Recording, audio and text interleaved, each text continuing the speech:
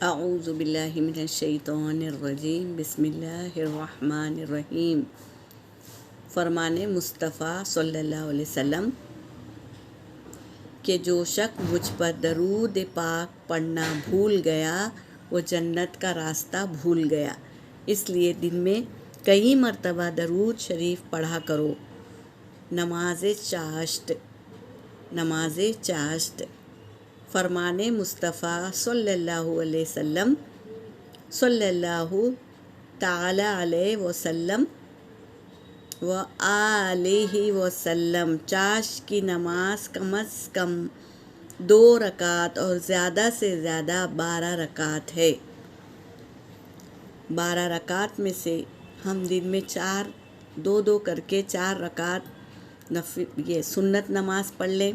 حضور اکرم صلی اللہ علیہ وسلم نے فرمایا، جو شخص چاشت کی 2 رکعتوں کو ہمیشہ پڑھتا رہے اس کے گناہ بخش دیے جائیں گے، اگرچہ وہ سمندر کی جھاگ کے برابر ہو تو گناہ بخش دیے جائیں گے۔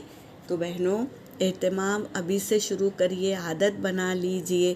10 بجے صبح ہم 10 بجے کیا کریں، 2 رکعت پڑھ لیں اور چاشت کی نماز کہہ کر 2 رکعت پڑھ لیں۔ اس سے ہمارے بدن میں جتنے ہڈیاں ہیں نا، اس ہڈیوں کا جوڑ جو ہے اتنا صدقہ دینے کا ثواب ہے اگر ہم 2 رکعت چاشت کی نماز پڑھ لیں۔ اور رمضان میں تو نفل کا بھاؤ فرض ہو جاتا ہے، یعنی جو نفل پڑھتا ہے اس کو ثواب فرض نماز کے جتنا ملتا ہے، اور جو سنت پڑھتا ہے اس کی ثواب اجر زیادہ ہو جاتے ہیں۔ جو فرض پڑھتا ہے اس کے تو بھاؤ بہت زیادہ ہو جاتے ہیں۔ نماز میں نیکیوں کا سیل رہتا ہے، ایک نیکی پہ 70 اجر ملتے ہیں۔ تو ابھی سے عادت ڈال لیجئے چاشت نماز کی، 2 کر کے 4 رکعت نماز پڑھ لیں۔